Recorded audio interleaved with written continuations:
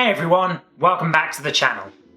It's time to take a trip to a place where 10-year-olds roam the land, knocking out each other's magical pets and stealing their money as we take a look at Pokémon.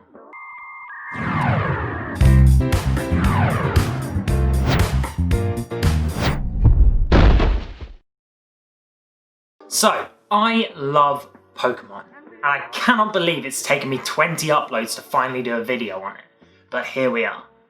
Now, I'm going to start off with my foray into this franchise by doing a nice easy one. I'm just going to go through my favourite Pokémon of every type. Now, there are 18 types, so I'm not going to dwell too long on each of them. Most of them will be quite brief, and if there's some reason why I think it stands out, I'll go into it a little bit more, or if it means something a little bit more to me, I'll go into it a little bit. But with all that preamble out of the way, let's jump right in with the first alphabetical type, and that's Bug. Now, my favourite Bug type Pokemon is Vespiquen. Now, there wasn't too much separating a lot of the bigger Bug types out of there, your Scythers and your Pincers and that kind of stuff. But at the end of the day, I chose Vespiquen because I used it in my first Sword playthrough, and it was a really useful Pokemon for me, especially in the early stages. Now, the next type is the Dark type, and once again, it gave me a bit of a selection dilemma, because there's none that really stand out to me, even though I really love this type and a lot of the Pokemon within it. At the end of the day though, when all said and done, it came down to a girlfriend choice, and that is Umbreon. Now, Umbreon is dark, sleek, and cute, and to be honest with you, part of the reason why so many people love it is because it was kind of the poster child for Dark-type Pokemon, and as such, it earns a place here for me. Now onto the Dragon type, and my pick, well, it's not the most dragon-like, and I mean, it's not the most powerful either of the Dragon types, and usually that's why you pick a Dragon Pokemon, but I'm going with Flapple. And that's mostly because I really love the inspiration and the backstory behind its creation. And also on top of that, it's been super useful to me in my Sword playthrough, just like a lot of the Pokemon that will feature here. However, it can be wiped out pretty quickly by any ice move, so avoid them as best you can.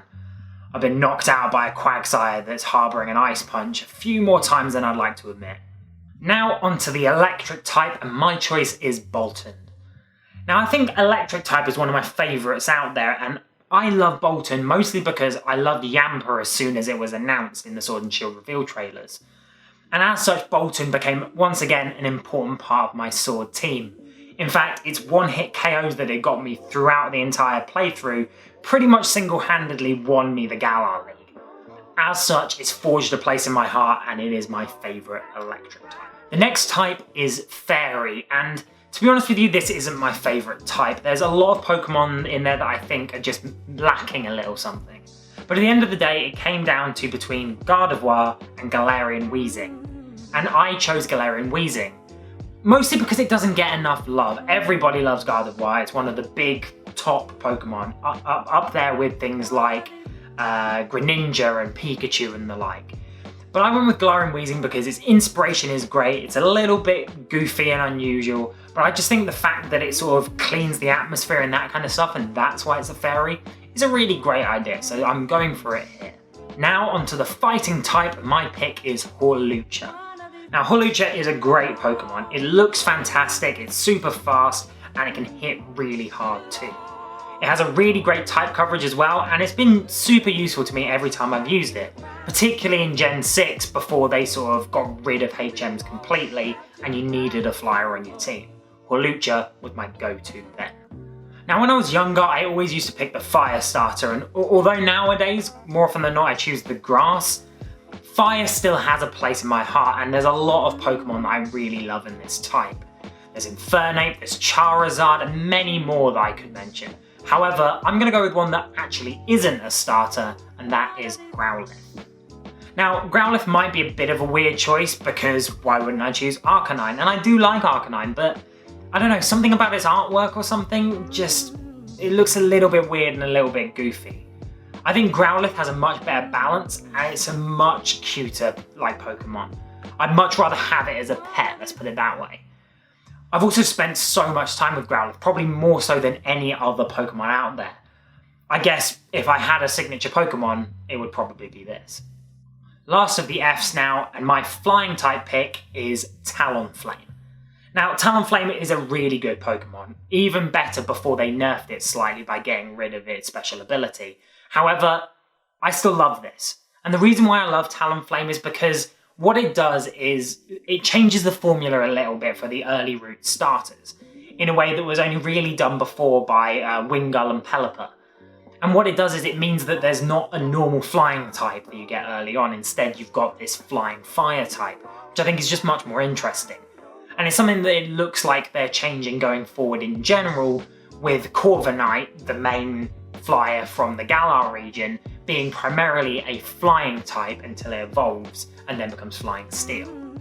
Now, I think this is a really good move, and I think Talonflame is part of the reason why this has become a thing.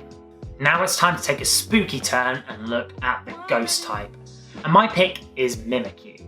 The reason why I went with Mimikyu against some of the scarier Pokemon out there is because of the backstory that he's got. He's so hideous and sort of terrifying underneath this costume that he wanted to cover himself up. He wanted to be liked, and so he made himself look like the mascot of the whole franchise, Pikachu. And I think there's something really cute and sad about that, and something a little bit tragic that really adds to its ghostly backstory. Because of that, I love this Pokemon. Time for the second of the starter types, and that's the Grass type. And this time, my choice actually does reflect that, because I've gone with Torterra. Now weirdly, I've played Sinnoh a lot, and actually Torterra is the only line that I didn't choose as my starter, but for some reason it's the only one that makes it into this list. I really love this Pokemon, and I loved its inclusion in Detective Pikachu as well, which really added to why I selected it here.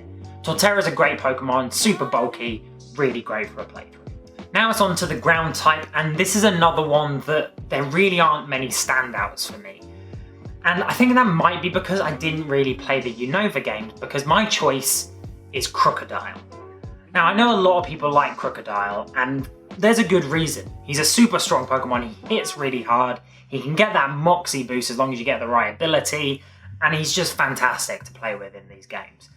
It's a real shame that I haven't really had a full-on first-person experience with this, but I've watched enough people sort of Nuzlocke and stuff and got second-hand invested in Crocodiles in the past, and that's why I've chosen it here.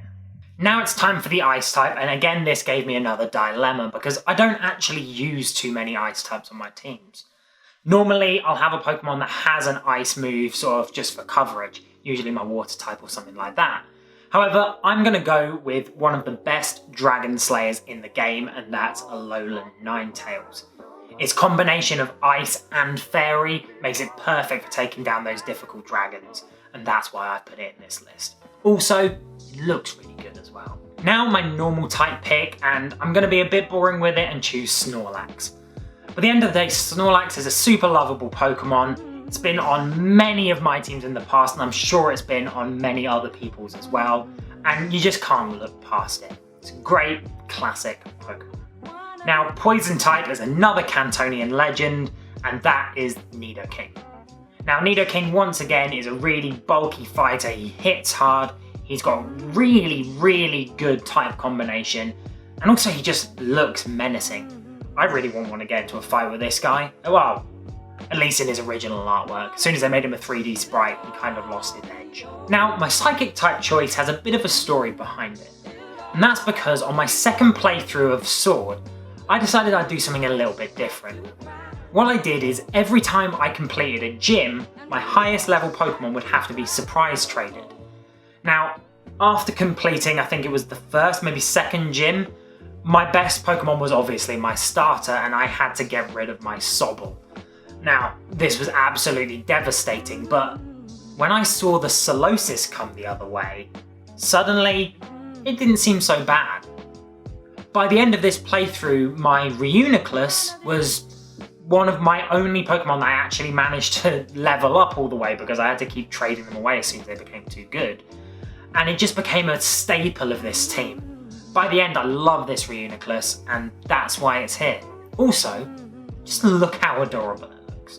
Now next up is my Rock type choice, and that is Onix. And I think largely that stems from the fact that my first game that I played was Pokémon Yellow. And as such, Onix became this kind of behemoth, this actually difficult first boss battle that you have to complete.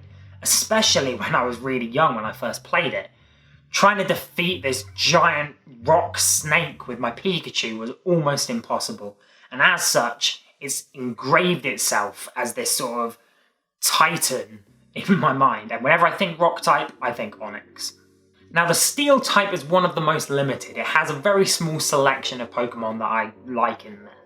However, all the ones I do like, I like quite a lot, but at the end of the day, I chose Bisharp. And the reason why I chose Bisharp is he looks cool, he hits hard, and he's very defensive. What more can you want? Now for the most abundant type in the game and the final entry on this list, and that is the water type. Now, water was another difficult one. I was umming and ahhing for a while over Blastoise, but in the end, I chose Swampert. Mostly because I really love the water ground typing. I've used it all the time, whether that's Seismitoad or Gastrodon or, of course, Swampert. Now I think Swampert's a really great Pokemon. It's this sort of hulking swamp monster, for the want of a better way of describing it. And it's been so powerful, so good in its home region as well, that it sort of forged its way as being one of my favourite starters of all of them. It may be top of the pyramid, it's very difficult between that and Infernape, but it's definitely up there for sure. So there we go, there's my favourite Pokemon for every type in the game. What are your thoughts? What's your favourite Pokemon for all of the different types? Do let me know down in the comments below, and of course don't forget to like, share and subscribe if you haven't already, and of course please consider donating to our Ko-fi page. Every penny that you can spare goes a long way to helping us make this content, and we really appreciate all of it. Thank you so much for watching. We hope to see you again.